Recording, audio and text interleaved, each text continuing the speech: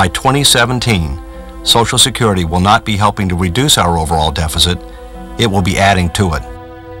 Our enormous Medicare deficits and other federal spending that also lie ahead will only make this situation worse. Well, I remember seeing that movie about a year ago. It came out in 2007. The guy narrating it's David Walker. He is the comptroller of the United States. I didn't know we had one.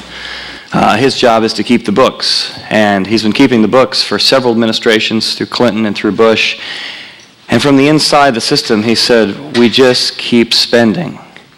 It doesn't matter what administration we have, Americans, the pressure on politics and everything else, we just keep spending. And he forecasted forward and said, we're in trouble if we don't come together. And this morning's topic is, what would God say to F.D.R.?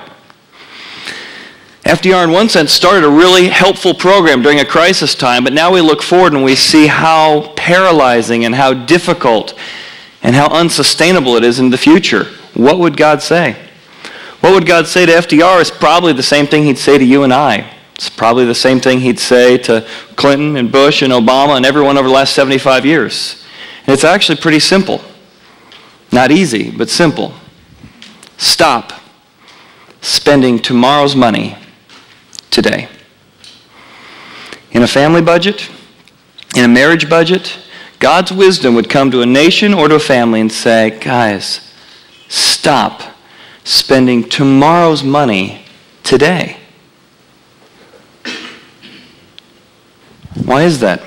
Because we learned in the first week, what is Godonomics? It's about producing. We looked at Proverbs 31. We produce, and from our producing we profit, and from our profits we save. And from our savings today, we make decisions about giving for tomorrow, investing in tomorrow, and spending for tomorrow. But it all begins with today's money, leveraging today to prepare for tomorrow.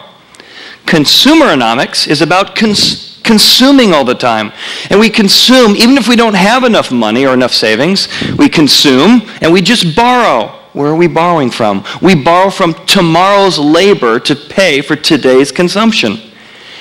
We talked last week about there's only 3 ways to borrow. We enslave ourselves to credit, which again, the principal plus interest in the future, tomorrow's money spent today. Or as a government, we can do it through inflating or taxing, which we'll get into in later weeks. But notice the contrast. Godonomics is about using today's money to prepare for tomorrow. Consumeronomics is about spending tomorrow's money for today's consumption. They are completely opposite one another. And if we're going to wrestle with this issue, don't spend tomorrow's money today, we have to ask ourselves, why do we do it? It's one thing to throw stones at, well, why does the government do it? But why do we do it? You see, this journey is as much about looking inward as it is about looking at economics. Why do we do it? I heard a story. I'm not much on lawyer jokes or stories, but I heard one that I liked. This lawyer had bought a brand new Lexus, and he loved this thing, and he wanted to show it off to his colleagues. So he said to them, he said, hey, how about you come down, I'll park on the side of the road, and you can come see my new car. They said, that sounds great, we'll go to lunch together. As they're coming down the stairs, he walks over to his door, he opens up the front door of his Lexus, and a truck comes by, rips the door off his brand new Lexus, and it's a block away. And he is furious, and he is angry. I can't believe that guy didn't say it, and he's going on and on. The police officer shows up to take the report, says, what happened, sir? That guy, he didn't tore the brand new Lexus, and I just got it, and I was about to go to lunch, and my whole day is ruined. And the cop says, buddy, something's wrong with you. You are so materialistic. You are so consumed with what happened to your Lexus, you haven't even noticed that your left arm is missing. When the truck came by, it not only took off the door, it took off your left arm. And the lawyer looks down, sure enough, his left arm is missing. And he goes, oh my goodness, he took my Rolex too. See, there's something in us that we need to wrestle with to figure out why we're spending tomorrow's money today. And it doesn't matter how much money we make, we all wrestle with this issue.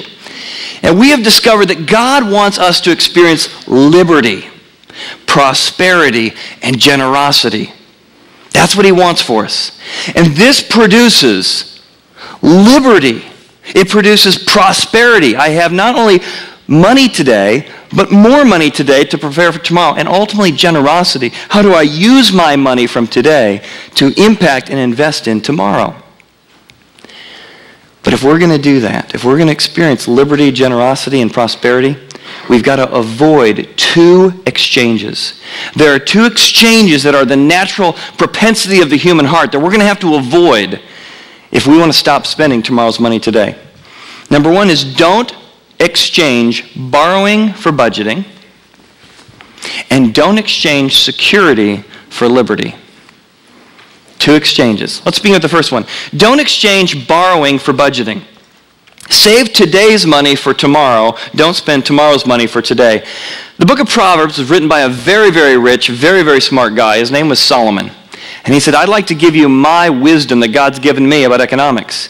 He says in Proverbs 21:20, there is a desirable treasure in oil in the dwelling of the wise, but a foolish man squanders it. He's saying when you look at a wise man, you're going to find that he has produced, he has profited, and he has saved.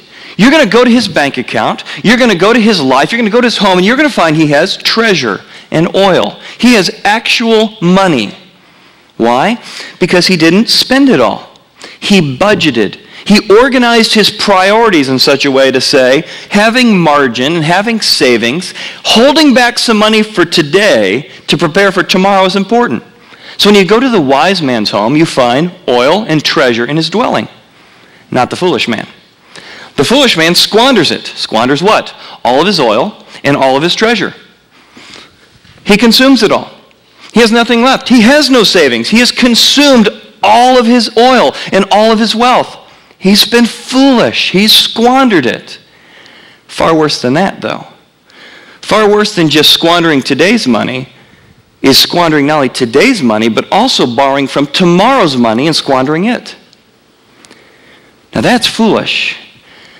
But it's one thing to be foolish with your own money, and even not just today's money, but tomorrow's money. But it is immoral to not only spend your money today and tomorrow, but to spend somebody else's money today and tomorrow, especially your children and grandchildren.